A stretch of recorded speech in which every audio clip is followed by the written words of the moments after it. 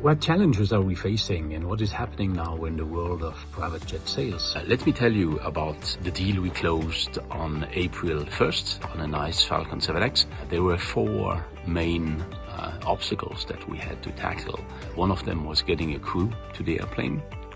The other one was making sure that from a tax point of view, we had the right location that would allow closing. We had to get our hands on the aircraft documents as well, and we had to find a proper closing location. So the aircraft was in pre-buy at TAG in Geneva, and the pre-buy finished when pretty much everything was closing down. The seller had trouble getting his pilots to Geneva. The airlines stopped flying, so luckily he had one French pilot based in Marseille who could jump in his car and drive to Geneva, or at least close to Geneva, because the Swiss authorities wouldn't let him in for more than 2 hours.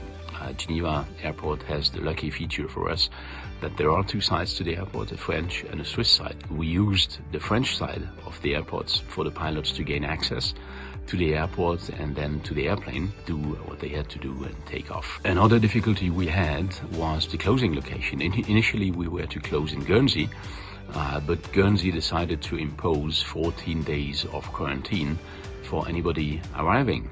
We took contact with the authorities. They ended up allowing us to land, and provided nobody would exit the airplane, we would do the closing and then we would be able to take off again without having to go into quarantine. Our buyer said, well, hang on, what happens if when we try to restart the aircraft goes tech and we cannot fly? This would have meant somebody has to get off the airplane and enter immediately 14 days of quarantine. The buyer would end up with an aircraft that belonged to him but that he couldn't use. So we had to think about alternatives.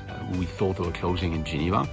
We had to get several tax rulings. We thought about closing in international airspace, which would have been another possibility.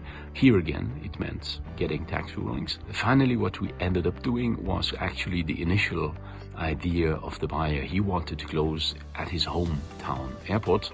The aircraft needed to go into painting after closing. There was a facility on that airport able to do it.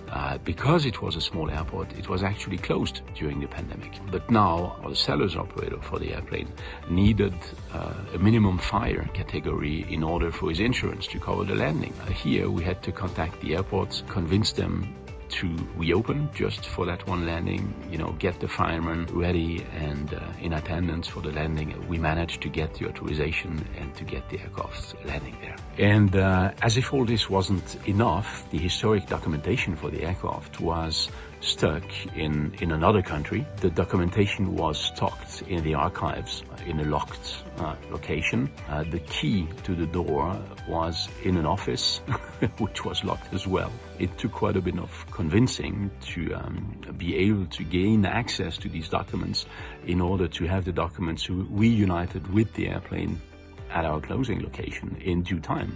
But it was not only getting access to the documents, it was also how do you get the documents to the final closing location. Here again, we considered everything. At some stage I was nearly jumping in my car and driving up there to get it. We ended up using a local person who supervised the loading of the documents in a small truck.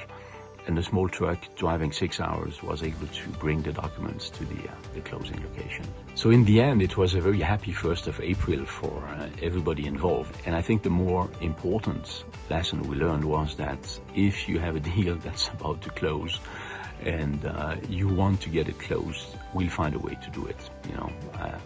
For miracles, we ask for a little bit of a delay, but the impossible we generally manage to do within 24 hours.